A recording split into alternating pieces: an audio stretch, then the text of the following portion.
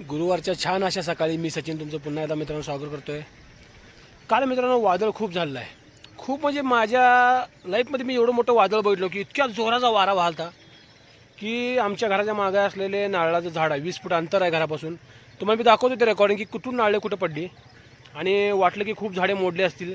नदी किनारी साहजिकच काहीतरी नुकसान झालं असणार, लहान झाडे आहेत पण काहीतरी मोडामोडी झाले असणार आहे। वादळामुळे झालं नुकसान आणि नदीकाठी होणारी चर्चा आजच्या ब्लॉगमध्ये, ह्या ब्लॉगमध्ये मित्रांनो पहा आणि माझं चॅनल तुमच्या सर्व मित्रांना पाठवत राहा। आता आपला सांगली जिल्ह्यामधून आपण डिग्रज गावातून रेकॉर्डिंग करतोय। सांगलीमध्ये पेपरमध्ये बऱ्याच बातम्या आल्या की नशेचं प्रमाण भरपूर वाढलेलं आहे आणि प्रत्यक्ष आपण देखील पाहतोय देखील, मी प्रत्यक्ष पाहतोय देखील, पण त्याबद्दल आपण फक्त जागरूकताच करू शकतो, फक्त बोलू शकतो। व्यसनांपासून दूर राहा आणि खास करून लहान मुलं जी व्यसनाच्या विळखात येत आहेत त्यांनी तर दूरच राहा, कारण की आपलं अजून पुढं भरपूर आयुष्य जायचं मित्रांनो। चला, नदी काढणारी होणारी मजा मस्ती पाहत राहा आणि चॅनल सर्वांना पाठवत राहा। धन्यवाद।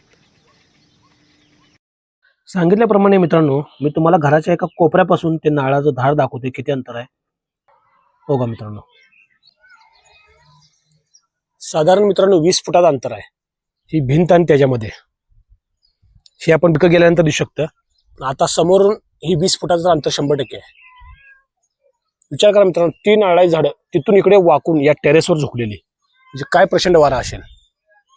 नाच रे मोरा आंब्याच्या वनात, सर्वांनी गाणं तर ऐकलंय, पण आता आंब्याच्या वनात नाचतोय कशाला मोर? आंबे पडायला लागली धपाधप गळून पावसामुळे। दुपारी आपण एका प्रवासाला गेलतो, तिथेच पाहिलं आपण की खूप ढग साठाले आणि खूप दमट व्हायला लागले। पाऊस तर नक्की येणार संध्याकाळी, वादळ पण येण्याची शक्यता आहे, हे दुपारीच आम्हाला जाणवत होतं आणि झालं तसंच। मग संध्याकाळी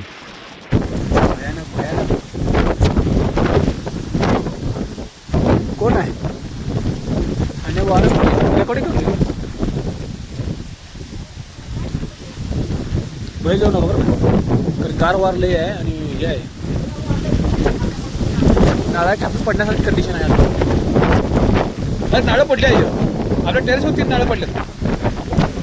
नारळाचं झाड एवढं लांब असून आपल्या टेरेसवर 3 नारळ पडल्यात, 3 तर दिसायला लागले।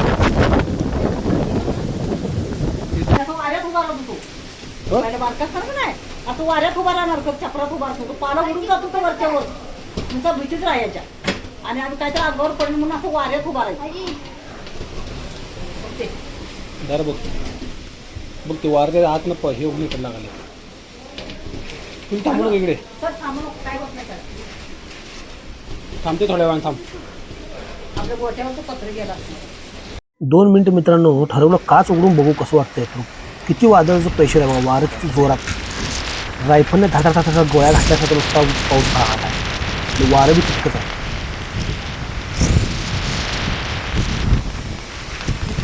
वादळ थोडं शांत झाल्यानंतर मी टेरेसवर गेलो मित्रांनो आणि गावावरचा एक वरून फोटो काढला, म्हणजे हा व्हिडिओ बनवला। तर जिथे लाईट दिसत आहेत त्या फक्त सोलरवर चालणार लाईट आहेत। सकाळी आपण गेलो आंब्याच्या एका बागेत, तिथे पाहिलं की आंबे झाडाला भरपूर लागले होते, पण तितकेच आंबे जितके लागलेत तितकेच आंबे जमिनीवर देखील पडले होते। यावेळी आंब्याचा दर महाग होणार हे बघूनच जाणवलं। पूर्ण पाणी शेतात साचलं होतं आणि तिथे पुणे आंबे पडले होते। एका मित्राच्या क्षेत्रात आपण जाऊन पाहिलं, हो का, इथे पडलेत, शिवाय इकडे हौद आहे, हौदात देखील आंबे पडलेत, आंबेच आंबे। वारे कुठल्या दिशेने होतं हे बघून सांगायची या शेताला गरज नाही मित्रांनो। पूर्वेकडून पश्चिमेकडे असं वारं वाहतं, झाडे उन्मळून पडली होती, भरपूर झाडे उन्मळून पडली होती। हो का, रस्त्यावरच झाड पडले, पुन्हा एका रस्त्यावर पूर्ण आडवं झाड पडलेलं, ज्यामुळे 2 दिवस ट्रॅफिक जाम राहिलं, कोण जाऊ शकलं नाही।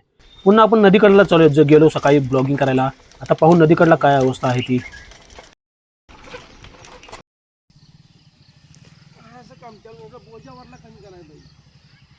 वारं होतं म्हटल्यावर काय लय वारं होतं, हां। आता कामट्या बांधल्या पाहिजे, राहत नाही बाबा ते पायाचं हाडं मोडल्यावर कसं कामट्या बांधतात नाही, तसं बांधायला पाहिजे। आयला बदामा झाड एवढी एकच बऱ्यापैकी चांगलं झाड आहे इथं। आता आल्यावर करतात की नाना बळ्या नका आल्यावर करतात। थांबा, हळूहळू नदीकाठी मुलांची गर्दी होऊ लागली। नक्की कुत्रा आहे कोणाची? तुमचा आहे वे? सकाळ तर नाही फिरते कोणा मागं पुढे कोणीतरी जाताना बदामाच्या झाडाला काहीतरी काठीवर बांधून गेले, त्यामुळे ते पुन्हा भविष्य चांगलं होईल। मित्रांनो, काल अचानक पाऊस झाला बघा. पाऊस झाल्यामुळे नदीकिनारी ज्या विट्याच्या भट्ट्या आहेत, वीट तयार करणारे, वीट पूर्णपणे तयार झाले असते त्या विटेला काय होत नाही. जसं तो मोठा ढीग आहे, ती वीट पूर्ण तयार झालेला ढीग आहे, हा मोठा आहे जो. पण ह्या ज्या झाकून ठेवल्यात ह्या कच्च्या विटा आहेत, म्हणजे त्या अजून भाजायच्या आहेत. भाजायच्या अगोदर जर विटावर पाऊस पडला तर त्या विटा पूर्णपणे मातीत मिसळतात, म्हणजे पूर्णपणे विटा खराब होतात. त्या दिसतंय मित्रांनो, इथून किती किती आहेत बघा. ते कमी कमी पाक त्या पिवळ्या पट्टीपर्यंत त्याने ते झाकलेलं आहे.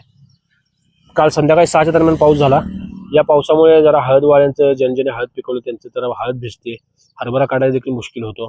हा वादळी पावसामुळे नुकसान होते. पण विटभट्टी वाल्यांचं देखील या किती झालं असेल बघा. त्यांनी कधी एवढ्या पट्ट्या आणल्या असतील, कधी पट्ट्या एवढ्या गुंडाळल्या असतील. पट पट पट सगळ्या पट्ट्या गुंडाळून त्यांनी विटा, सगळ्या कच्च्या विटा झाकून ठेवल्यात. मित्रांनो, नदी किनारी घडणाऱ्या माझ्या घटना पाहत चला आणि चॅनल इतरांना शेअर करत चला आणि तुमचा दिवस आनंदात जाओ. धन्यवाद मित्रांनो.